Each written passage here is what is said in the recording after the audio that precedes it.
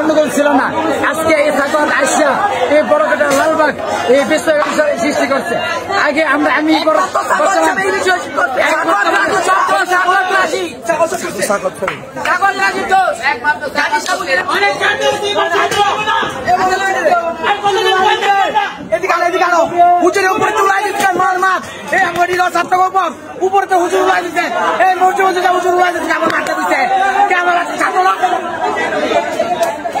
আমরা গত কয়েকদিন থেকে বড়কাটারা মাদ্রাসায় কিছু বিভ্রান্তমূলক কর্মকাণ্ড হওয়াটা লক্ষ্য করতেছি।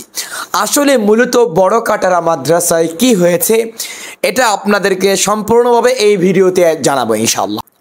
জামিয়া আশরাফুল উলুম বড়কাটারা এটি কিন্তু প্রথমত মাদ্রাসা হিসাবে প্রতিষ্ঠিত হয়নি। মোগল সম্রাট শাহজাহানের পুত্র সুজার এটিকে সর্বপ্রথম এই বড়কাটারা মাদ্রাসাকে সর্বপ্রথম মুসাফিরখানা হিসাবে তৈরি করেছেন, যার সেই কদিম পুরানো স্থাপত্যি এখনো রয়েছে।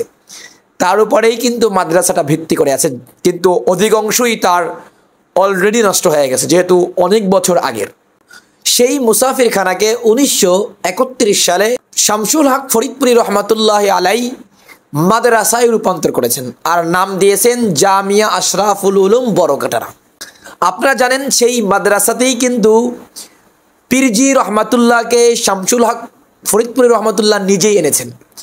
শামসুল হক ফরিদপুর রহমাতুল্লাহ ওই মাদ্রাসাকে মাদ্রাসা করার ক্ষেত্রে সবচেয়ে যারা তাকে বেশি সহযোগিতা করেছেন তার মধ্যে এক নম্বর হচ্ছে হাফিজ জিহুদুর রহমাতুল্লাহ, দ্বিতীয় নম্বর হচ্ছে পীরজি রহমাতুল্লাহ। এখন আসি মূল কথায়। কোনো এক সময় কিন্তু শামসুল হক ফরিদপুর রহমাতুল্লাহ এই মাদ্রাসা থেকে ভারাক্রান্ত হৃদয় নিয়ে নতুন করে লালবাগ মাদ্রাসা প্রতিষ্ঠিত করেছেন। সুতরাং এখন এই মুহূর্তে এসে যদি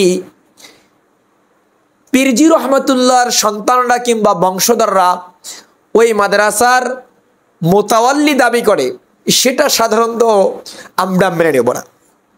এখন যদি অন্য কেউ এসে এই মাদ্রাসার ভার নিতে চায়, এই মাদ্রাসার দায়িত্ব নিতে চায়, এই মাদ্রাসার প্রিন্সিপাল হতে চায়, সেটা কিন্তু এই বড়কাটার মাদ্রাসার ছাত্ররা মেনে নেবে না।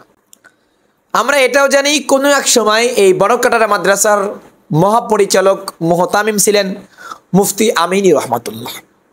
তো তার সুবাদেই বর্তমান সময় তার জামাতা মুফতি সাখাওয়াত হোসেন রাজি তিনি নতুন করে বড়কাটারাকে দখল করার অপচেষ্টা চালাচ্ছেন।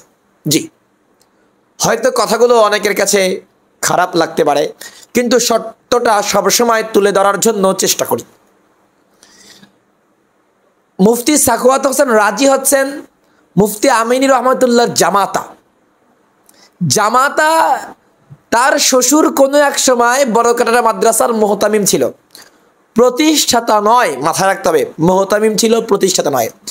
কিন্তু কোনো এক সময় মুহতামিম থাকার দরুন এখন যে আপনি দলবল নিয়ে মাদ্রাসাটাকে দখল করবেন, এটা ইসলামী শরিয়া আপনাকে কখনোই অনুমতি দেন না, কিংবা দেশের কোনো আইনের ধারাও আপনাকে অনুমতি দেন না।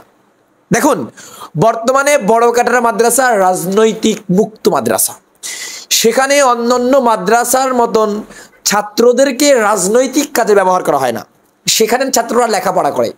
আমাদের ওস্তাদদের ওস্তাদরা সবাই কিন্তু অনেকেই বড়কাটা মাদ্রাসায় পড়াশোনা করেছে।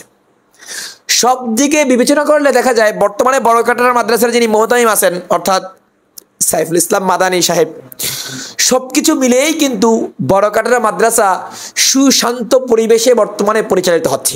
নাই সেখানে কোনো রাজনৈতিক প্যাড়া, নাই সেখানে কোনো দলাদলি, কিচ্ছু। কিন্তু এহেন মুহূর্তে এই মাদ্রাসাটাকে রাজনৈতিক ফায়দা নেওয়ার জন্য সাখাওয়াত হোসেন রাজি সাহেব, তাকে আমি সম্মান করি, শ্রদ্ধা করি, সে নতুন করে লালবাগ থেকে ছাত্র নিয়ে কিভাবে সে এই বড়কাটারা মাদ্রাসা দখল করার অপচেষ্টা চালান। আপনার শ্বশুর মুফতি আমিনী রহমাতুল্লাহ কোনো এক সময় এখানের মুহতামিম ছিল, এই জন্য যে এখন আপনি নতুন করে বড়কাটারাকে এই মাদ্রাসাকে দখল করবেন, এই অনুমতি আপনাকে কে দিয়েছে? রাজনৈতিক অঙ্গ গড়ে তুলবেন না। আপনারা কোনো মাদ্রাসায় কি রাখবেন না? আমি বুঝি না, আমার মাথায় ধরে না, বর্তমান সময়টায় বিভিন্ন মাদ্রাসা দখল করা নিয়ে ওলামায়ে কিরামদের মধ্যে যে একটি দুর্বল মস্তিষ্কের, যে একটি বিবেক অসম্পূর্ণ মস্তিষ্কের যে অপকর্মগুলো চলছে, এটা আমরা কওমি ছাত্ররা কোনোভাবেই মেনে নিতে পারি না। আমাদেরকে একদম তারা ইজ্জত আবরু সম্পূর্ণ নষ্ট করার অপচেষ্টা চালাচ্ছে। এই মাদ্রাসা দখল, ও মাদ্রাসা দখল। কেন ভাই? আমরা কি দখলদারি রাজ্যে বসবাস করি? আমরা মুসলমান, আমরা আলেম সমাজ, আমরা কেন দখলদারির মধ্যে যাব? আমরা কেন দখল করব? বলেন আমাকে। এই মাদ্রাসা দখল, এই মাদ্রাসা দখল, এই শুনি এই মাদ্রাসা ওই মাদ্রাসা। কি শুরু করেছেন বাংলাদেশে এই গণঅভ্যুত্থানের পরে? আমাকে বলুন। আমি জাস্ট এতটুকুই বলতে চাই, এখানে মুফতি আমিনুর রহমতুল্লাহর জামাতারা কোনোভাবেই লালবাগ মাদ্রাসার মোতাওয়াল্লি কিংবা লালবাগ মাদ্রাসার পরিচালক নিবেন দাবি করা যাবে না। দ্বিতীয় নাম্বার, কোনোভাবেই পীরজি রহমতুল্লাহর সন্তানেরা নতুন করে লালবাগ কি বলা হয় বড়কাটারাকে দখল করবেন, এটা মেনে নেওয়া যাবে না। সোজা ছাপটা আমাদের সাধারণ কওমি ছাত্রদের যেই দাবি, সেই দাবি হচ্ছে অতি দ্রুত বেফাকুল মাদারিস আরাবিয়া অর্থাৎ শাইখুল ইসলাম, বর্তমান সময়ের যে শাইখুল ইসলাম মহিউস সুন্নাহ আল্লামা মাহমুদুল হাসান হাফিজাহুল্লাহ তাআলার সুপরামর্শে এবং মাহফুজুল হক দামাত বরকতুল্লাহ আলিয়ার সুপরামর্শে নতুন করে শুরা পরামর্শ বৈঠক করে বড়কাটারার মুহতামিম কে হবে তা নির্ধারণ করা হোক। এবং দ্বিতীয়ত, সেখানে যেন দ্বিতীয়বার আর নতুন করে কোনো স্বৈরাচারী কিংবা নতুন করে কোনো বিভ্রান্তিমূলক, নতুন করে কোনো অসতর্কমূলক কর্মকাণ্ড না ঘটে, সেটা দেখা হোক। এই সাধারণ ছাত্ররা, এদেরকে আমরা সারা জীবন ব্যবহার করে যাচ্ছি। এই যে ছাত্রগুলো এখন মাথা ফাটলো, আহত হলো, এদেরকে কে চিকিৎসা করবে? কে এদের চিকিৎসার দায়ভার নেবে? আমাকে বলুন, কে নেবে? কেন আপনাকে নতুন করে লালবাগ থেকে ছাত্র নিয়ে গিয়ে ওখানে আক্রমণ করা লাগছে? তো আমাদের সোজা সাপটা দাবি হচ্ছে, মুফতি আমিনুর রহমতুল্লাহর কোনো ওয়ারিশ বড়কাটারা মাদ্রাসাকে দখল করার নতুন করে কোনো প্রচেষ্টা চালাতে পারবে না। নাম্বার 2, পীরজি রহমতুল্লাহর কোনো অংশীদারও এখানে নতুন করে আবার, আমাদের দাবি এটা, নিজেদেরকে প্রতিষ্ঠিত করতে, নিজেদেরকে মুহতামিম হিসেবে দাবি করা আমাদের মতে উচিত হবে না। নতুন করে বেফাকুল মাদারিস আরাবিয়ার বর্তমান চেয়ারম্যান যারা আছে তারা সিদ্ধান্ত করে এখানে নতুন একটি শুরা পরামর্শ কমিটি দিক।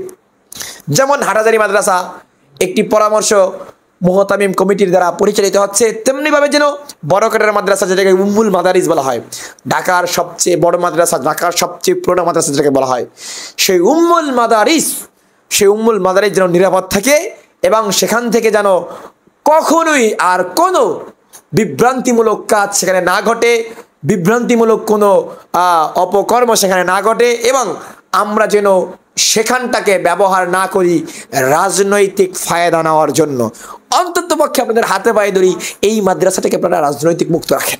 আসসালামু আলাইকুম।